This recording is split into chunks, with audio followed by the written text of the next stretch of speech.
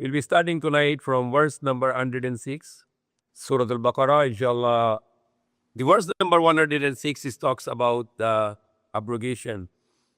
مَا نَنْسَخْ مِنْ آيَةٍ أَوْ نُنْسِهَا نَأْتِ بِخَيْرٍ مِنْهَا وَمِثْلِهَا. It means Allah is abrogating some words. It was for time being, and now Allah change it and make a new words to change the previous one. And it can be also for the law also. For example, there is one dispute among the Muslims.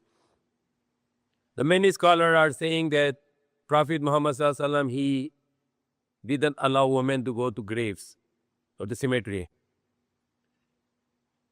And then they are holding it as permanent, but it was not permanently advised by Prophet Muhammad Sallallahu Alaihi Wasallam, but it was just temporarily told by Prophet Muhammad Sallallahu Alaihi Wasallam for a time being only. And there is another evidence of the hadith which says that I forbid women to go to the cemetery, to the graveyard, but now I allow them. They must go, they can visit now. But the problem that the people are holding the previous advice and they forget about the new advice. Like example in the Quran, Allah subhanahu wa ta'ala said initially when alcohol was not prohibited, it was not haram yet, the alcohol, the khamar, the drinking. And the one verse of the Quran said, لا تقربوا الصلاة وأنتم سكارى حتى تعلموا ما يقولون.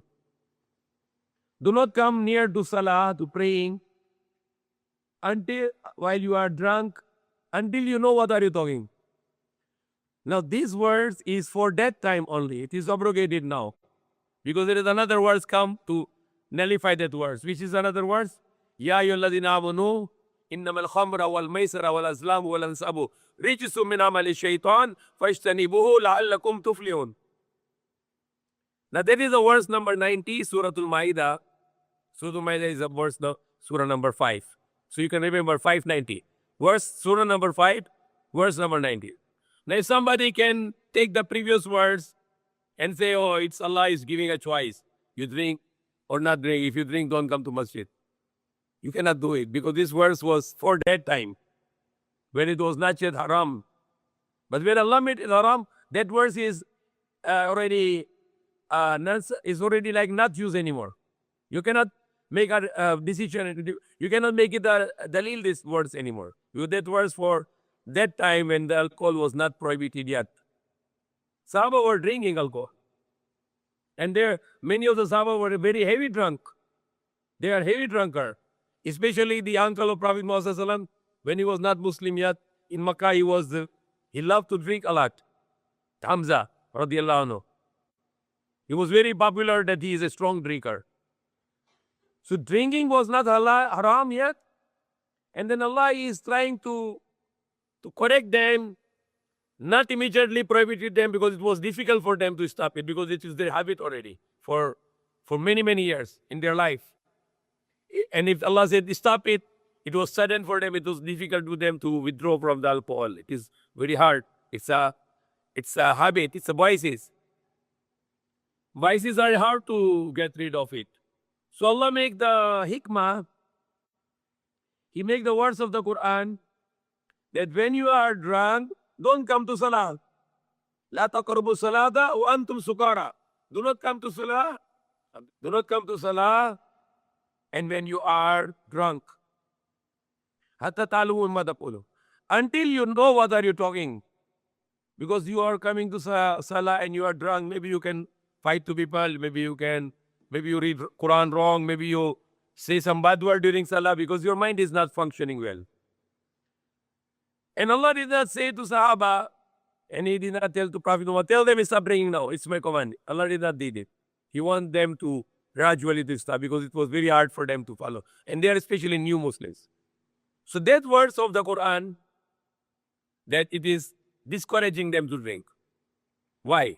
Because they have to pray all the time. So if they cannot come to salah, they have to stop praying.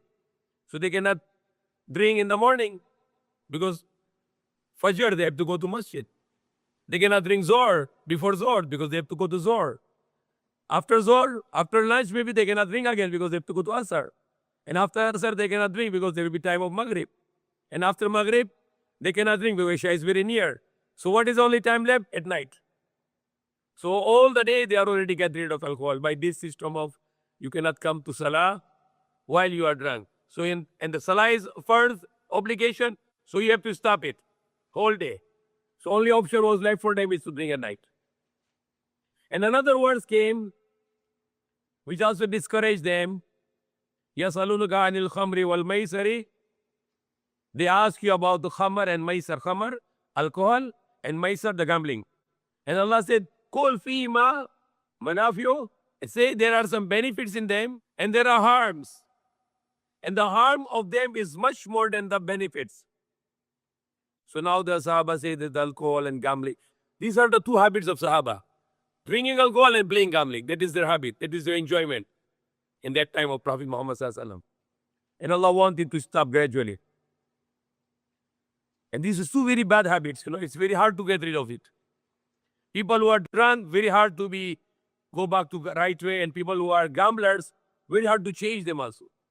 Gamblers are very hard to change because their mind is already gambled. If they don't like to do any business, you say do this is good profit, this is good profit, this is good. No, I like gambling. I enjoy it. Because it's a game. The company who do gambling in the world, what they call gaming company. They are gaming company. They let people to play.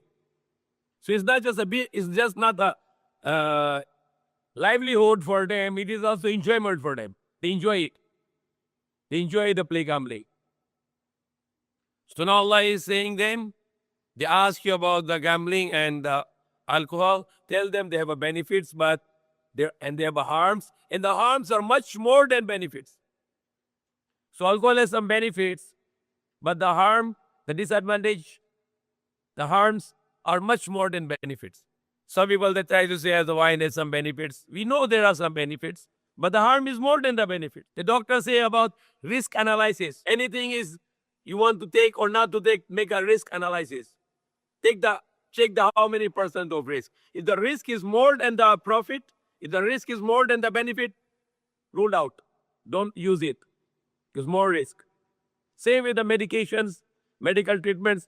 The doctors are checking if this medicine or this medical treatment like chemotherapy or whatever other medical treatments, if it has more risk for the life and less risk, more risk for the life and the more chances to survive, to alive, then they take the risk. They don't take the risk because more risk and the survival is less. But if the survival chances are more and the risk is less, then they go for the treatment. But alcohol is less benefits, more harm. Maybe 90%, 95% harm. 5% benefit. What you do with the 5% benefit? Alcohol can destroy your brain cell. Alcohol can destroy your nervous system. Alcohol can destroy your liver. Definitely. Most of the liver patients are alcoholic. Alcohol can destroy your kidneys. Alcohol can destroy your heart indirectly. How? Because alcohol will make you hypertension, and hypertension kills you. So alcohol is, even if it's not affecting directly your heart, the wine, but it's indirectly affecting you through hypertension, and hypertension will destroy your heart. Alcohol also causes obesity. Like sugar has only 4 kilocalories, 1 gram of sugar. But alcohol has 7. Alcohol has 7 kilocalories in 1 gram of alcohol. So alcohol can also cause obesity. The person will get fat with alcohol. All the extra calories, energy which you cannot consume, they will become your fats. Indefinitely. Because when you drink alcohol, you cannot go and make gym after this. So your calories will not burn at all because you will just fall down. You will be knocked out. And if your metabolism is not strong enough, then those extra calories will not become your fats. It will become your hyper sugar. They'll become a hyper sugar in your blood. So you become diabetes. That's why many of the alcoholics are fat like a pig or fat like a elephant. And many of the alcoholics are fat like they are diabetes patient because they cannot take all those sugar to convert into fats. So the sugar will increase in the blood and they get high blood sugar because of the alcoholism. So if we can compare it, alcohol has much more much more harm than benefits. Same with gambling, more harm, less benefits. Did you see people who go to casino and then become millionaire? Did you see even one person? Who you see them? Who? Any person is regularly going to the gambling casino, or he playing lotto, or he playing this sweepstakes. Nobody get rich. All become poor, more poor. All their money waste. And sometimes they win, they become more greedy to buy more tickets, more gambling. And after that, they become zero, then they go minus. And those who lost in the gambling, they always go back there for recovery. I want to recover, I want to recover. And they will never recover until they die, until they become bankrupt. Now, there is another issue here. Some scholar, or many scholars, they say that cigarette is makruh or dislike. But it is not makruh, it is haram. Because alcohol has some benefits, yet Allah made it haram because more harm. But the cigarettes has no benefit at all. Zero benefit. Nobody in my life, I asked them, can you tell me one benefit of the cigarette? Even one benefit, no one ever told me. In fact, the cigarette packets are mentioned that cigarette can cause cancer, cigarette can cause epidemia, cigarette can destroy the baby if the woman is pregnant. Cigarette can even cause impotency. Cigarette can cause destruction. Yet it is selling, and the government is allowing because they need taxes. The FDA is allowing. I asked to the FDA people, why you allow cigarettes and alcohol? They are destroying humanity. Every year, the hundreds of millions of people are killed with alcohol and cigarette. More than 100 million people killed with alcohol and cigarette, yet the FDA is giving license to sell. Yet the FDA's job is to protect people and not harm people. But the FDA, the Food and Drug Administration under the Department of Health, they allow the cigarettes, they allow the alcohol. They should not allow it because it's harming human being. Alcohol is harming human being. Cigarette is harming human being. Nobody is getting any benefit. They are getting destruction. And people say, no, we drink alcohol moderate. You drink moderate. Every person who is alcoholic today, yesterday was a moderate drinker, but today is alcoholic. You start with little, and then more and more, and then you get trouble, you drink too much. Prophet Muhammad said, the quantity of alcohol which can make you big portion drunk, even the small is haram. Even one sip haram. Because this one sip is one drop of water which will go and will become ocean. So the alcohol is always start moderate and then it become worst. And the alcohol is not only destroying a person, destroying the family also. Same with the gambling. Not only the person is distracted, his family will be destroyed also. The family will have no food to eat because of gambling. So these are the social crime. Alcohol, gambling are the social crime. It's destroying the families. Families are destroyed. The children have no food because father is gambler. Children have no food because father is alcoholic. He's not working. He drink all day, all night. And not only that, they have no food. The father is alcoholic. When he go home, he beat his wife. Sometimes he killed his wife also, if she will resist. He can burn his house. He can destroy his house. He can beat his children. He can kill his children also because he's drunk. His mind is not working. All the government should forbid the alcohol. Alcohol is evil. It's destruction. It's destroying the humanity. If any accident happen all around the world, what's the first thing the police have to check? Check the driver if he's drunk or not drunk. And if he's drunk, the other driver should go. Only he will be put in the jail now because he's drinking while he's drunk. So why allow drunk when people can drive? You cannot control them. Because when people drink, they don't know, they don't have mind to think I am drunk, I should not drive. No. They don't think anymore because their mind is not working. They can drive, they can. And then the law said you cannot drive while you are drunk. That is the law in the world today. You cannot drive while you are drunk. What about the person is drunk? Can he walk? Can he walk? And the law said yes, he can walk. What about if I am driving and the drunk come in front of my car? What's my fault? But I had to go in the jail because I hit someone. But it's not my fault. It's not your fault. You're driving the car and then the drunk person come in front of you. Because he's drunk, you don't know. He come in front of your car, you hit the car. and this drunk was killed. And now you put in the jail, your family is suffering. What was your fault? This drunk was come in front of your car. So drinking is not this enough that you just stop them to drive. Even walking person drinking, if the drunk is walking, is also dangerous. Not just he can come in front of the car, he can throw the stone on your car. He can, if he has a gun, because all around the world the government allowed to have a license. In Philippines also the people can acquire a license for the gun, and he's drunk. And who can think that he has gun and he's drunk, and what he can do now? If he's getting mad at you, he can shoot you. So that is the problem today. The people have lots of destruction of peace because of alcohol drinking. Now Allah make it more discouraged to the Sahaba that this is worse, is not a good thing. It is more and more hard. So they cut more alcohol now. And they cut also the gambling. First, because they cannot go to pray. So they have to cut the alcohol. Now, it is not good, Allah said. It's evil. It's making more destruction. You know how worse is this alcohol? When you are drunk and you go to the house, if you're really drunk, I was watching a movie, one German and one American, they drink in the bar, in the movie. And you know what? This German said to this American, was talking to German, and they were drunk too much. You know what they said? Are you really drunk? He said, yes.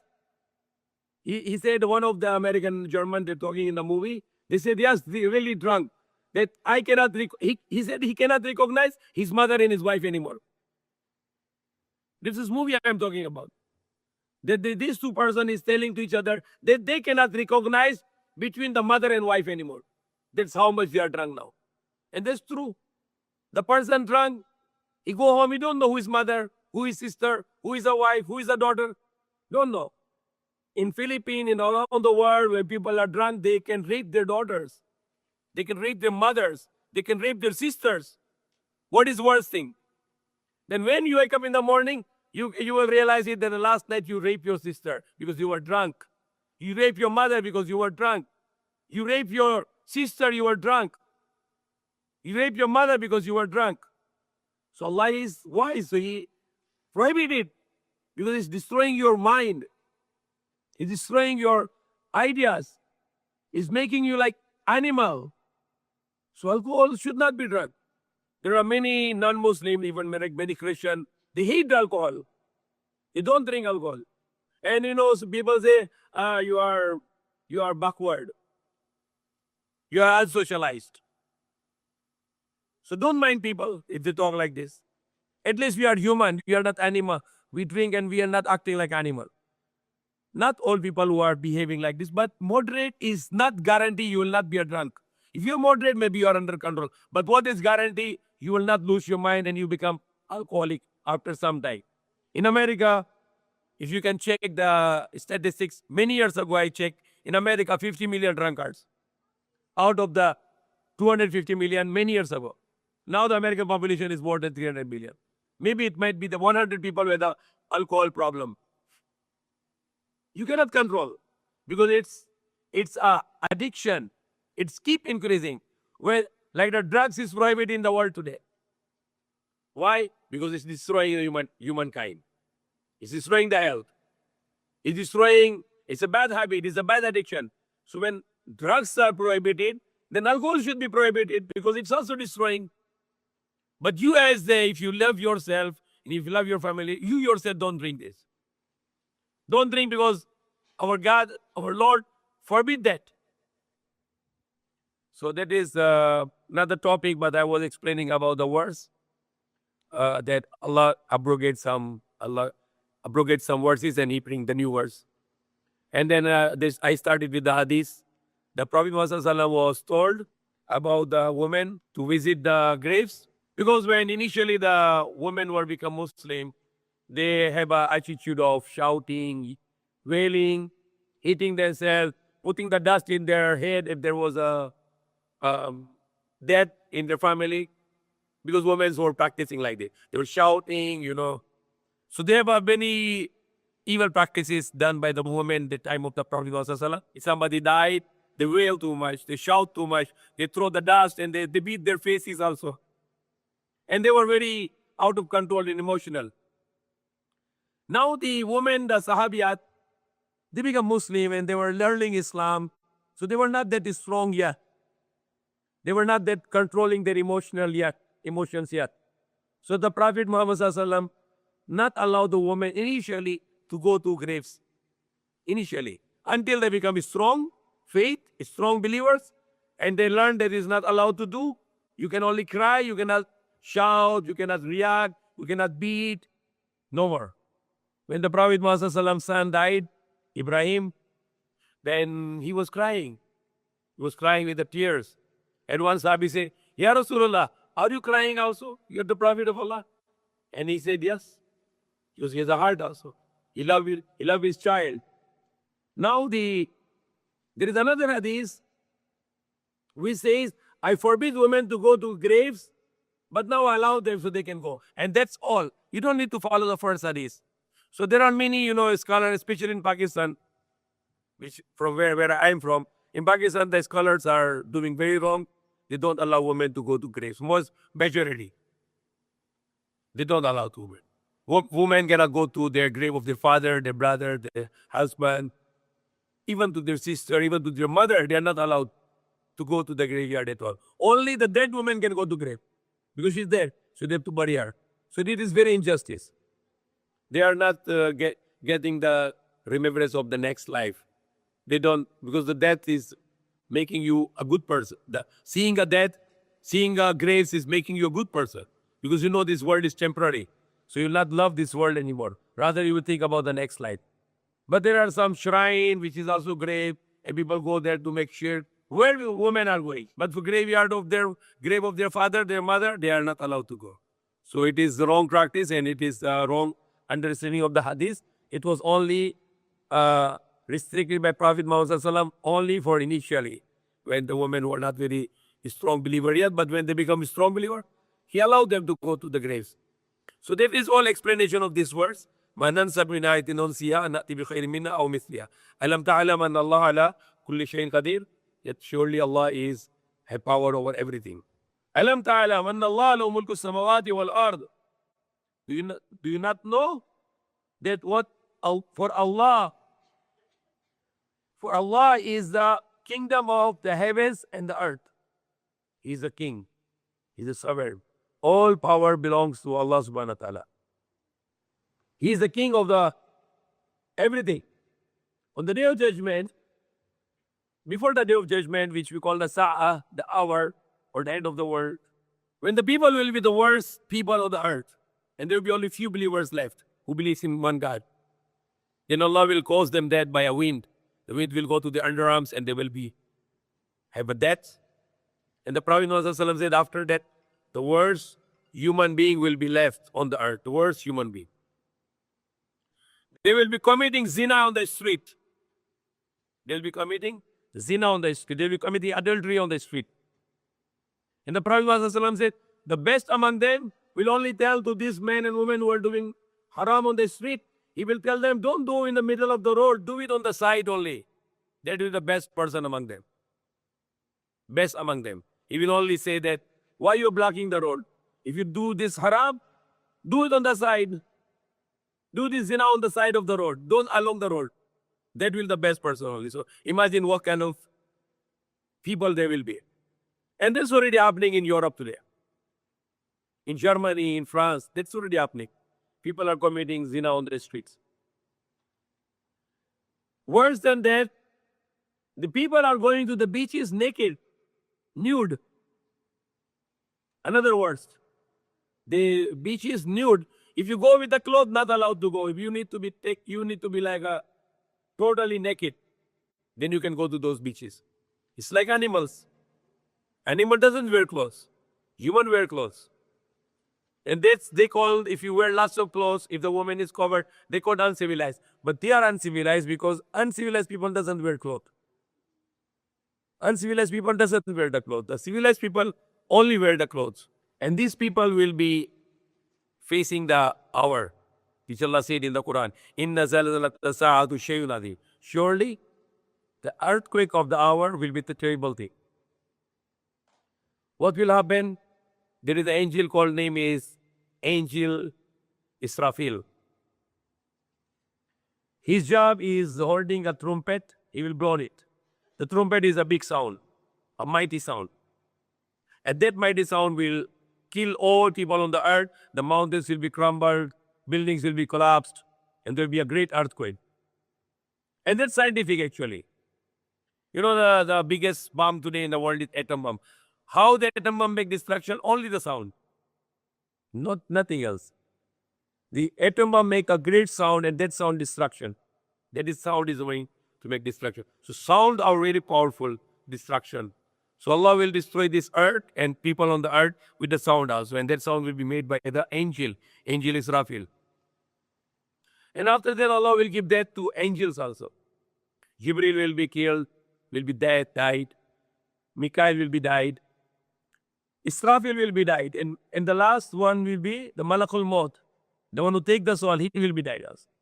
After he take the soul of the Israfil, he will also finish. And then Allah will say, Ain al-Malikun, where are the kings of the world? And nobody answered because everyone is finished. Even our souls, which was not yet finished that time, but on that hour, our souls will be finished. Because our body is finished, but souls are with Allah. And the souls are still getting consciousness. But once the hour will come, the souls will be perished. And then when all the angels finish, all the world is finished, then Allah will ask what Allah said here. And Allah for Allah is the kingdom of the heavens and the earth.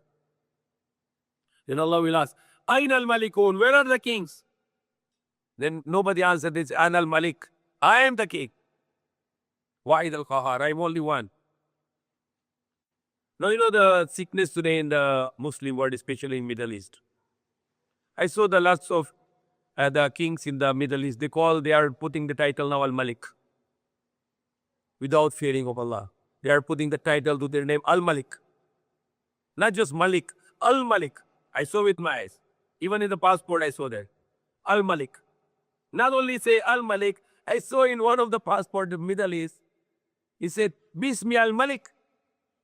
Subhanallah. I showed to the person, look at your passport, what it said. Bismi Al-Malik. That your king is in the name of your king. Subhanallah, what is more shared than this? What is more shared?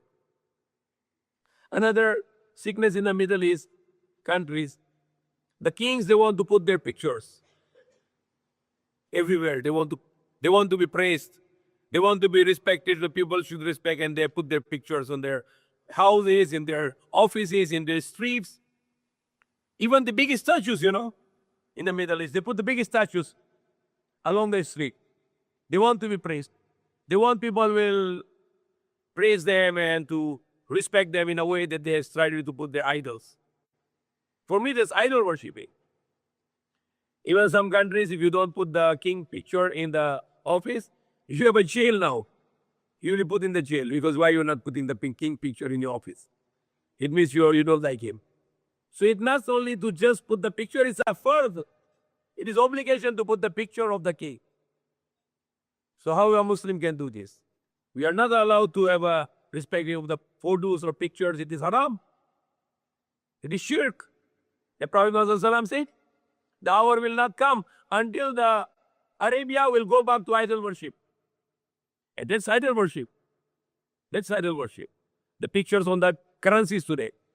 Pictures on in the Middle East, you go and check, they are putting the pictures on for bowing down, for respecting them. Not bowing down physically, but with your heart. And it is prohibited in Islam. Now, if they are Muslim, they should not. They should not do it. Because in Islam, we don't have idols. We worship direct to Allah. But other religions, they have idols. They put the pictures in front of them to bow down to those pictures. We don't do that. Now Allah will say, Ain al-Malikun. Nobody answered. They say, An al-Malik. I am the king. I am al-Malik.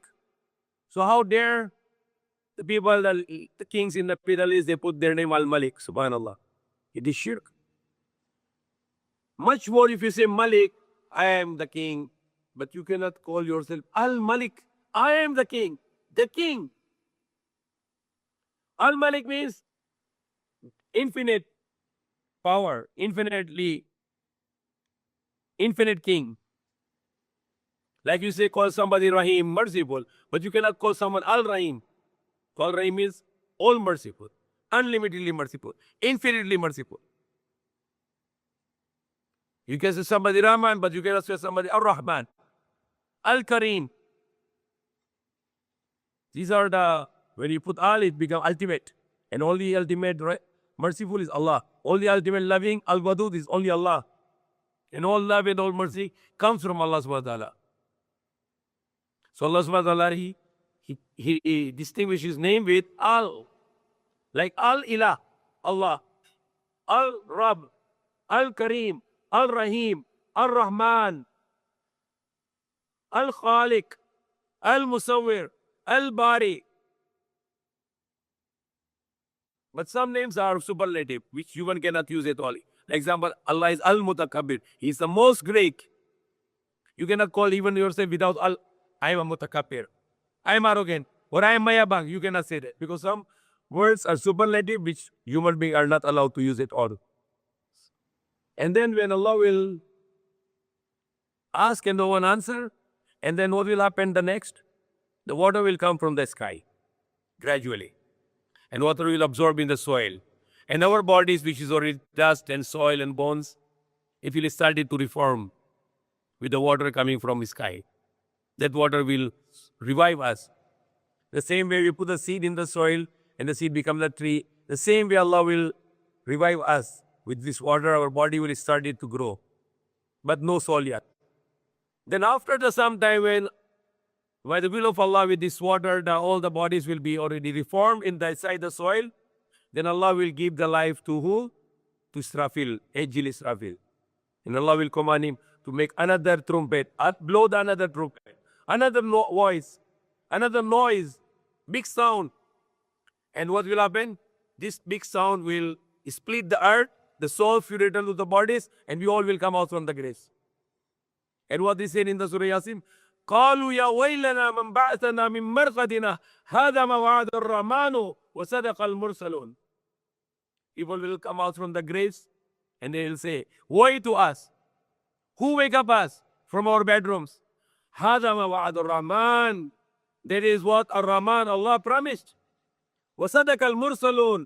And the messengers were spoken truth. وصدق المرسلون. So people can laugh today, there is no hell, there is no paradise, there is no next life. You can laugh, but you will see it. You know, we have a very beautiful poem in Pakistan. Poetry is very high quality in Pakistan, in Urdu. And the one poetry is very relevant to this topic now. It's the one who makes this poem, it's part of it, is said, Jaisi karni वैसी barni. ना माने तो खरके देख जन्नत भी है जहन्नम भी है ना माने तो मर के देख. What is the meaning? What you do, you will get the same result. You do good, you get good result. You do bad, you get bad result. There is Jannat, the paradise, and there is Jahannam, the hellfire. If you don't believe it, just die and see.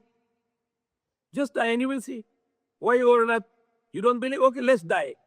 And then you will see Jannat and Jahannam. You will see the paradise. And now what you do? Allah send me back. I will believe in you. You were truthful. Your messenger were true. Your book Quran said true. Now you send me back. I will believe in you. And I will believe in Jannat, in hellfire and paradise. Please send me back. No, you cannot go back. You need to believe now. No reverse. Always go I. This life and the next life on the day of judgment. Now you believe in the day of judgment, useless. Believe it now. Do good, so you go to paradise. Do evil, go to hellfire. You know, there was a very good lecture, the part of the lecture I was watching. My son Hussein sent me, the person said, excuse me, I cannot fast. It's very difficult. It's very hard. I cannot fast. And then the man said, okay, don't go to Jannah. Go to hellfire. Because you cannot fast. So you just go to hellfire. Because you don't want to sacrifice. You want easy life. So go easy life, next life is not easy anymore. It's the right way to talk like this, of course. You need to pay the price for everything. Nothing is free. Even the loaf of the bread, you need to work for that. If you're not working, The Father is working hard for this. You need to pay the price for everything. Nothing is for free. You want to go paradise forever? You need to pay for it. You need to have hardship for it. You need to fast. You need to pray. You need to work hard to earn halal income. You cannot just say, I believe it, I go to paradise. No, you need to pay for your paradise ticket here. Fasting is difficult, but you need to. You want to go paradise, you don't like to go to hellfire. How you go to hellfire when he doesn't want to give any hardship for you? Even to earn 600 pesos for one day.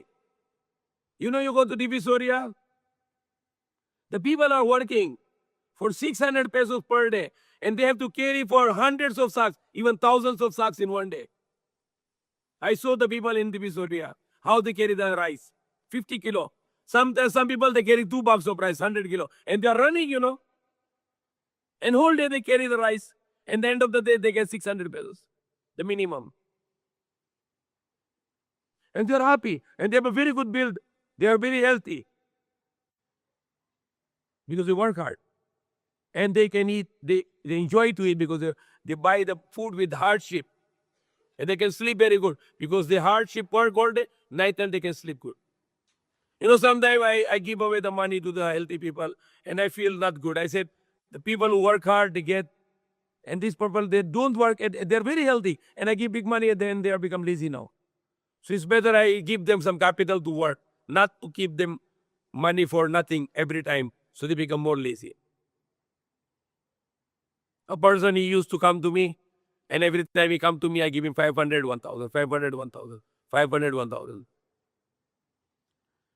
And then one day I said, this is enough now. You need to go and work now. I don't like to give my charity anymore because you're very healthy. You're very young.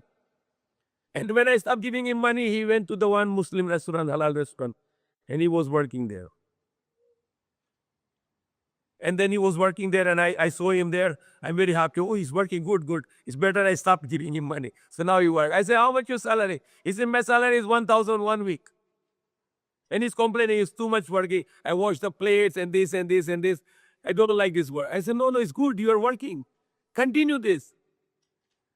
And then when, after 1 week, he go back to the masjid, he say, I need money. I said, what happened to your job? I said, I don't like to do this job.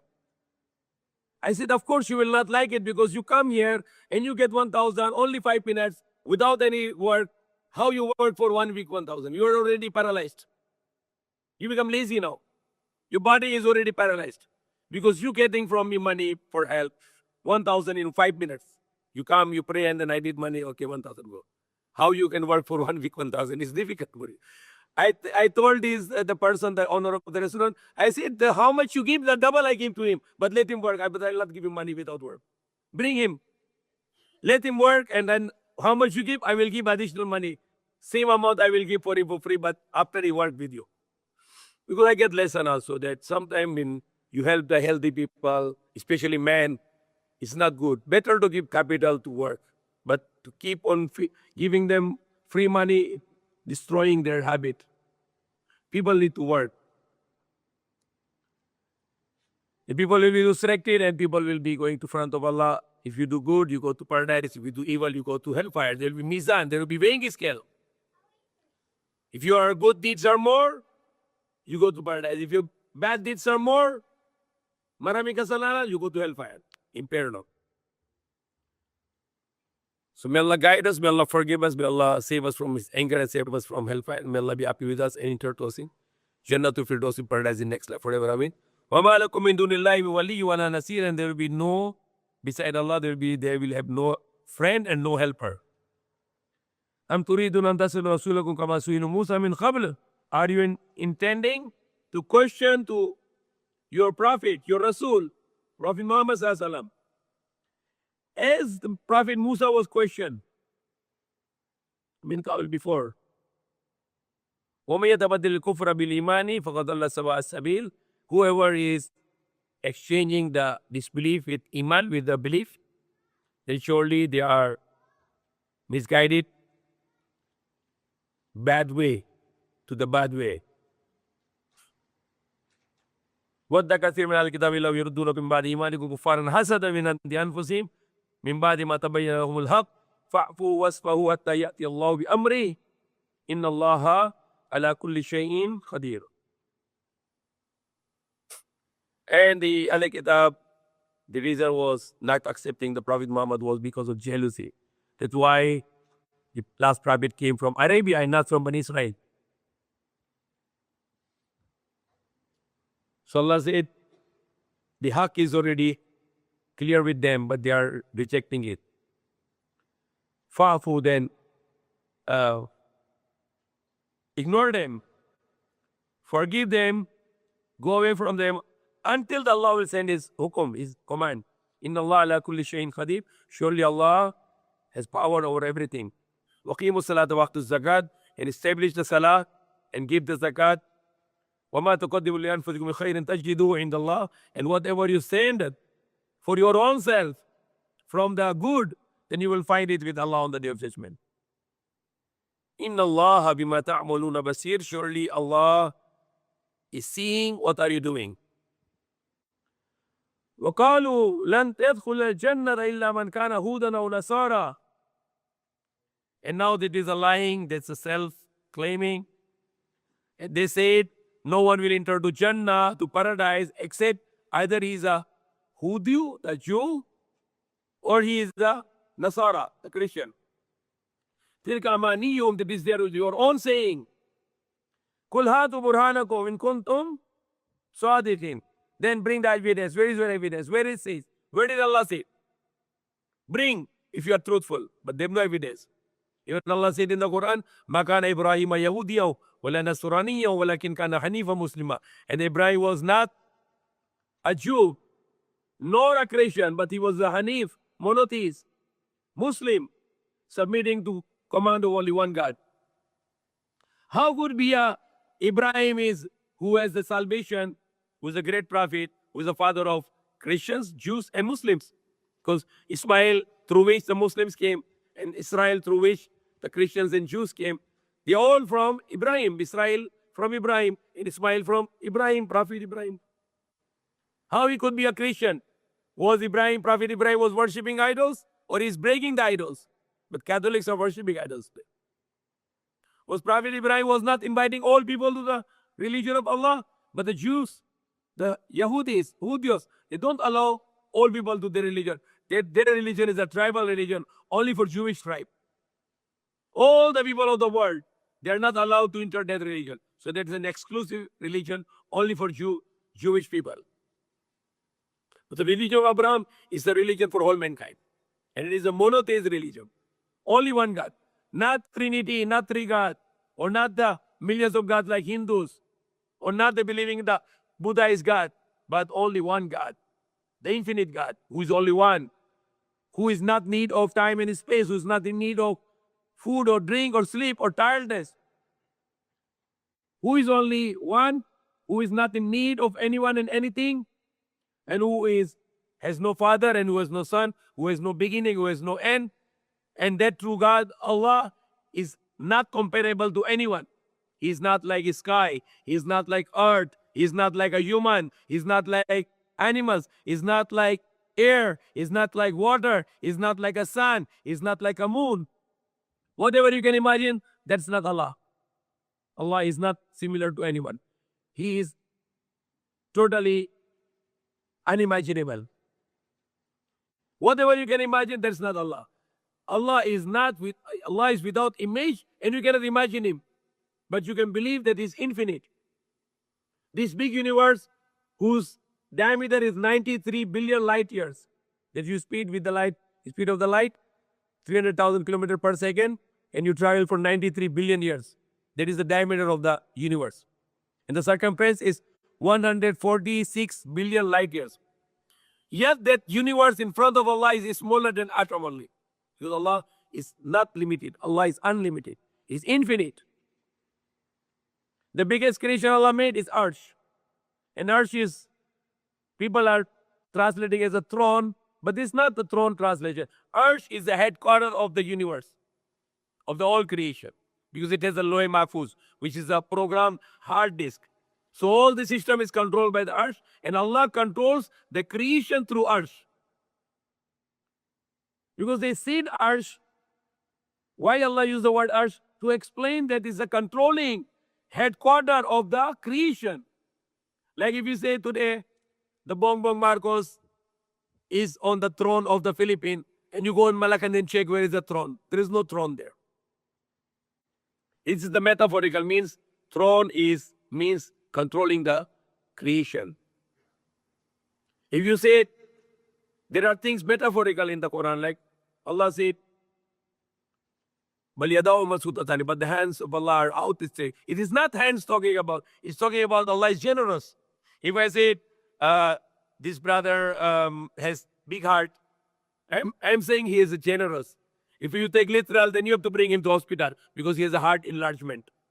So there are things which metaphorical and not physical. We believe Allah is free from His creation. Allah is free from His creation. He's not inside. If you believe Allah is inside His creation, you are like mushrik. Allah is not inside His creation, but all His creation is near to Him. Because all the creation is smaller than atom in front of Allah. You know, when I was a child, our mate said, Allah is inside the Kaaba. How could Allah be inside the Kaaba? He's infinite. He's unlimited. And then people are trying to segregate themselves with different sects. Hanafi, Shafi'i, Malki, Hanbali, Ahl-Sunnat wal Jamaat, and Salafi and Ashari. It's all nonsense. No need for this. We are all Muslim. Allah did not make us these names, Al-Ashari or Salafi or Hanafi, Shafi'i. This is all not accepted by Islam. Prophet Muhammad said, don't call yourself except the names Allah has given you. And what He gave the three names? Muslimun, Mu'minun, Ibadullah. You are those who are submitting to the command of Allah. You are those who are believing in Allah. And you are those who are slaves of Allah. These are the names Allah has given us. Muslimun, Mu'minun, Ibadullah. Salafi, Ashari, or Hanafi, Shafi, or Sunni, Shia. No need to fight. Even how many differences you have, don't fight. Pray together, side by side. We all say La ilaha illallah. I am not Sunni or Shia or Salafi or Ashari or Barelvi or Debandi or Hanafi, Shafi'i, Malki, Hanbali, Jafari. No, I am not all of this. I am a Muslim. I believe in only one God. And my Aqidah is Aqidah of the Quran. My belief is what Prophet Muhammad and all the prophets believe. I go to direct to the prophets and I want to follow them. And those who follow them, I want to follow them also. And not with the names Wahhabi and this one is Salafi and Ash'ari and Sunni and Shia and Hanafi and Shafi and Malki, Ahl-Sunnah wal Jama'ah, etc., etc., etc. In Pakistan, much more. Al-Hadith, Salafi, Devbandi, Barelvi, Jamaat Islami, and this one, and now Jamaatul Muslimin. Every day, people are making new groups. We doesn't need to do this. We are all Muslim. We all pray together. We all face Kaaba. We all believe in one God. We have only one book, the Quran. Not like the Christians, they have many, many books. Hindus have many books. We have only one book, the Quran, nothing. We are all one. And we should be one, even though how many differences we have. Aside your difference and unite. Unite as one. Even in the Hadith, there are some metaphoricals which every small child can understand. Like Allah said, if you come to Allah one hand, Allah come to you two hands. And if you come to Allah walking, Allah come to you by running. So it's not running actual meaning here. The meaning, if you like to close to Allah more, Allah like to more close to you. He like to more love to you. But this is not closeness, it's geographical. This closeness is metaphorical. So Allah doesn't need to travel. He's very near to us all the time. He's powerful. Why Allah need to go this way and this way? Allah is not a creation that He can move. He can change from one place to other place. He is unlimited, infinite. He doesn't need to move. Everything in front of Him is smaller than atom. Why He need to move? Or some people say Allah can come inside the earth, on the earth. Subhanallah. How Allah will come in the earth? He's big. He's infinite. How Allah will go inside His creation? Why Allah need to do this? And how you can believe that Allah can do this? You see, He's infinite. He is unlimited. So believing that Allah come inside this creation, that is shirk. And making Allah limited, that He is on a particular location and He's unlimited and He is similar to human being. No. When Allah said, Kullu shayin halikun la wajhu, that everything will perish except His wajhu. The wajhu meaning is not face here. Wajhu meaning is his self. Because the face for us is our identification. For Allah doesn't need identification through a face because He is unlimited. And if you really want to go literal, that everything will be perished except the face, then what about the rest of Allah? Subhanallah, only face remaining? Kullu shayin halikun, everything destroyed. So it's not the meaning face here. The meaning here is the self of Allah. Right translation. Because Allah said there are metaphoricals, mutashabihat. So if you don't understand, just don't try to interpret. Just leave it as is. Wajhu, just leave it wajhu. Or yad, just leave it yad. Don't try to translate it. Unless you are rasikhul wal ilm, you are deep in knowledge, then you can understand what is meaning of this metaphorical meaning. But if you doesn't, then just say wajhu is wajhu. I don't try to interpret. Yadu is yadu. I don't try to interpret. Okay? And there will be no complication. The running of Allah is not that Allah is attribute of running. Running of Allah meaning here, if you like to come to Allah by walking, Allah come to you by meaning, not geographically, but if you like to love Allah, Allah like to love you more. These are very easy to understand. If I said my hand is big or his hand is big, if you are talking about generosity, his heart is big, Allah is, this person is generous, not heart enlargement. So these are things are very easy to understand because it's a language, it's a mawara. We call it idioms or metaphorical things. It is my advice, this nowadays, especially now Ramadan, that's Ashari and Salafi have too much bad debates and fighting and accusing and saying bad words to each other. Stop this all now. Don't make mockery of Islam. If you have some differences, leave aside, pray together, eat together, fast together, iftar together. Don't fight to Muslim.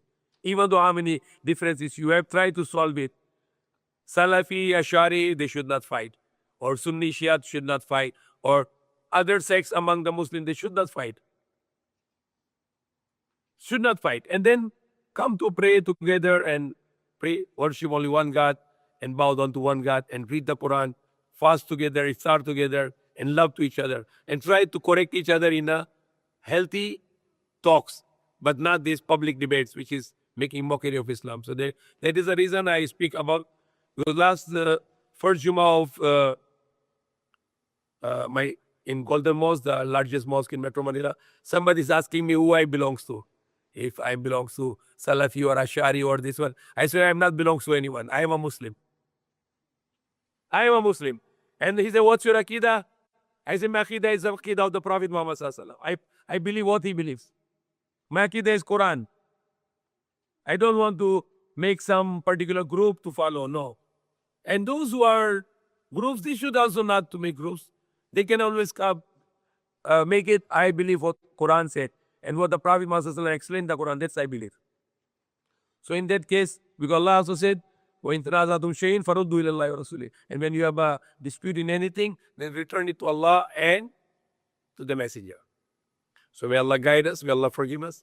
That's all for now, 10:35. Now we can have some question answer. Okay, the question here from Action, that if a woman become Muslim, she need to wear hijab right away. We say to people, do it. If they don't do it right away, then Allah is forgiving. They are new Muslim, they will learn gradually. But we cannot say, okay, don't wear it. We cannot do it. We just say it is the command of Allah, you do it. If they don't do it, then we are not going to be very strict on them, but we give them time to correct. But we cannot say, oh, it's allowed for you not to do it. No, that is not right. To say the woman, okay, you are new Muslim, so don't wear the hijab. No. I tell you wear hijab, but if they cannot do it for now, we pray to Allah to make them strong to do it. Okay? And then the kimon, wearing a long dress, it's not that you have to look for the kimon. No, it's not like this. If you wear it, it's better because it's more shameful. It's more, it's covering yourself very well. But if not, then try to have a dress code. Your pants should not be very tight. You should not have a small short to expose. If as a man, you should have a long short going below your knee. Or you should cover your upper body also with a good clothing and not to wear the shameless dress and not to wear the thin dress and not to wear the dress of arrogance. So these are the rulings. But buying kimono is not very necessary. It's up to your choice. Or the women also, if they cannot buy a long dress and they are new Muslim, they can wear long sleeve and they can wear the blouse is going below their private part, and then they can wear long pant also, but loose, not tight, not fitted. So that is Islam is not that you need to look for some traditional dresses. But if you wear it gradually, it's good. Me, I wear this long dress nowadays. I start wearing jeans and pants and shirt because it's not comfortable. This clothes is like a king. I feel like a prince, I feel very comfortable in long dress. I feel very happy, before, especially now, if I like to, somebody tell me to wear pants and uh, I feel, very hard for me now. It's not comfortable. The dress I'm wearing, this long dress, is very comfortable. I feel like a king, I feel like a prince. So people will realize it and they also do, but Islam has no such force on the new Muslims that they should try to change their attire totally and then try to look for some traditional dress. No, whatever dresses you are wearing, try to modify them. If you're wearing as a woman a short sleeve, try to wear long sleeve. And if you're wearing short pant, try to wear the long pant and not tight but loose. To just try to follow what are the dress codes and not look for the right away for the traditional clothes, which is very difficult for especially for the new Muslims. So they can do gradually. Ustad Umar, ang tanong, mag-swimming sa pool o river pagkatapos sa Salatul Zuhr, hindi ba makasira ng fasting? Okay. Sa river or sa dagat, fasting, no problem. You can go ahead. But swimming pool, kahit hindi fasting, hindi maganda dahil marami na ihi sa swimming pool. That is sigurado. In America, in different states, they take the swimming pool water, they test it, and 100%, all the swimming pool were positive with urine. All the swimming pools. Even you can check in Philippines, the swimming pools are all contaminated with urine.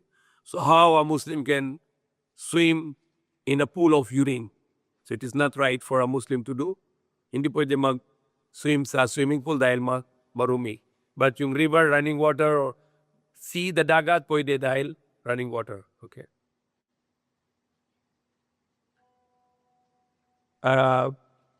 JD Rubencia, Assalamualaikum. Anong nangyari sa Al-Aqsa? Wala bang pakialam ng Arab world? It's a very good question, mashallah. I don't know if he's a Muslim or if he's not. I hope he's Muslim, but if he's not Muslim, this person should be a Muslim because he has a very good heart that something happening to Palestine, but Arabs, not only Arabs, all Muslims, they are sleeping. Walang pakialam means they don't mind. So it is very good wake-up call that something happened to Al-Aqsa. They are attacked by the people there and by the law enforcement agencies, and they are being beaten and abused. What the Muslim world is doing, not just Arab world, but the whole Muslim world, what they are doing, while Muslim brothers and sisters being tortured inside the mosque in Masjid Al-Aqsa. So thank you, brother JD Rubencia, for a good sharing of that the Muslims should awake and they should protest, and the government should do something to stop this zulm, the injustice in Masjid Al-Aqsa. Sheikh, sa panahon na yon, ano pa ang mas mainam kasuotan ng mga babae, niqab or hijab? Okay, that's a good question. The niqab, like you have only eyes is open, it is not farz at all. There is no verse of the Quran, there is no hadith which says that you cover your face. No. The Prophet ﷺ, his wife Aisha have a sister, name is Asma. She was already adult, she was already menstruating. She came to the house and Prophet turned away the face. And he make the round his finger, the face, and the arm, the hand. He said the woman who reached puberty, she should cover everything except the face and except the hands. So he said it very clearly. Even Quran also tells us that the woman should be recognized, so they cannot cover the face. Even in the Hajj or in the Salah, the 5 daily Salah prayer, it's not allowed for women to cover the face. They can cover it if they like it, it's okay. But during Salah, you cannot cover it. And during Hajj, women cannot cover the face also. So if the face covering is first, when why is not first in Hajj? And if it's opening a face is haram, then why the women do haram in Hajj and the Salah, in the praying? And there is no evidence in the Quran, neither in the... So niqab, that you just open your eyes, it's not first. It is your obligation. It is your choice only. In some Arab countries they do, in Pakistan some women do, but it is not obligation. Wearing niqab that only eyes open, it is not obligation. An example, if you are in the non-Muslim country, it is not recommended. Because everywhere you go, people suspicious you. Why this person is covering the face? Maybe he's a criminal or she's a criminal. And if you go to the building or airport, they let you to remove the niqab because you need to identify yourself. Because there is a CCTV and there is a ID rules. You need to give ID, so they have to verify that this ID is the same person. Because if they allow, then somebody can go and do the crime inside. They can penetrate with wearing the niqab. Because usually the people who want to do crime, they cover their face.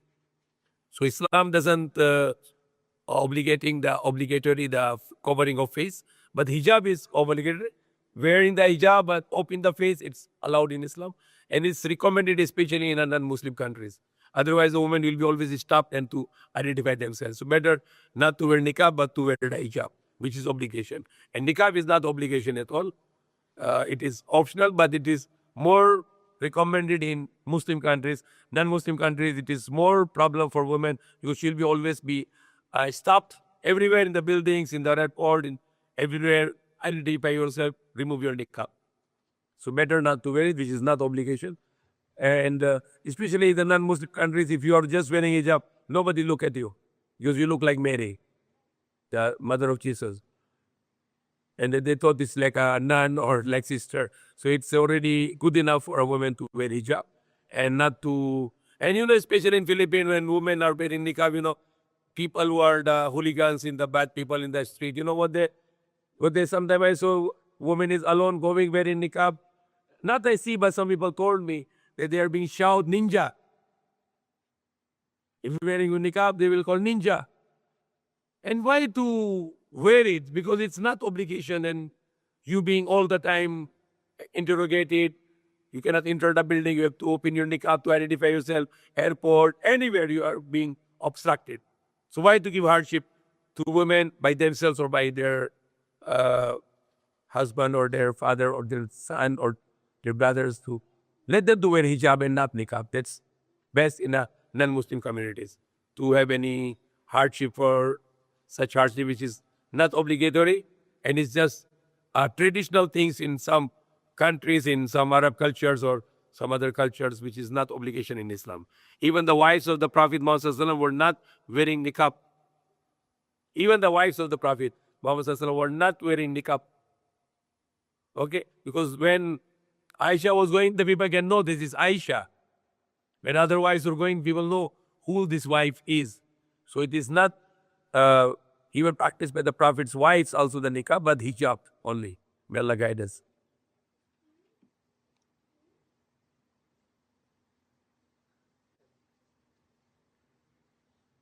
Okay, Muhammad Isa de Los Santos, pasado po ba ang pag-fasting na walang sala? Pasado po. I don't know if it's pasado po. Ang pa-fasting na walang sala. Sala is very important in fasting. But if somebody is not praying, we cannot discourage him that your fasting is useless. Rather, we tell him, brother, if you're fasting, you are hungry and thirsty for Allah, then you must also obey the command of Allah to pray. So talk to him in a nice way to convince him. Definitely he will pray because he is doing a very hard job to not eat and not drink in whole day. How comes he will not pray? You need to guide him, inshallah, and pray for him, and Allah will guide him.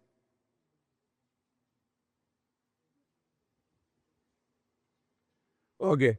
Manloloko, sasabing Muslim pero manloloko lalo na sa buwan ng Ramadan. So, manloloko sa tao, hindi pwede Muslim. Dahil sabi ni Prophet Muhammad SAW, man khala falaysa minna, sino yung loko sa tao, hindi siya Muslim. Hindi siya sa atin. So people who are cheating people in any matter, in business or whatever, they are not Muslim, because Muslim will never cheat people. The true meaning of definition is not liar, he's not cheating, and he honor his words. From Marwa, Sirs Idig, what will be your opinion to the viral issues regarding the processed product meat companies? According to the company, they have a halal logo, which from Ulama Conference of the Philippines, we don't need to tell the name of any organization, but National Commission for Muslim Filipino conduct study and say that the products which has halal logo is in this company a pork content. Yeah, I saw this, and I also sent to the people because I checked verified this news, and this news is from my friend. He's a commissioner from NCMS. His name is get our mind. He's a good person. I know him, and I verified, and he said yes, we checked it that there is a pork content. Because the problem is the factory which is producing the chicken products, they also have a pork product, and they are not Muslims, so they don't mind to clean the machine very well. So usually the grinders have contents remaining, which are going to mix with our products, which is halal. So those contamination will be there. So that is, make sure that the factory, when you issue the halal certificate, make sure that they are not producing the pork products. So it will be no contamination. They purely produce the chicken products, beef products, etc., but no pork products, because usually when they have a pork products and when they have another ship for the halal products, there will be contamination. And as being a Muslim halal body, you must make sure that you are giving the halal certificate. Otherwise, Allah will question you on the day of judgment. If you misguide people with halal and it's not halal, then Allah will judge you on the day of judgment, and you will get punishment for that.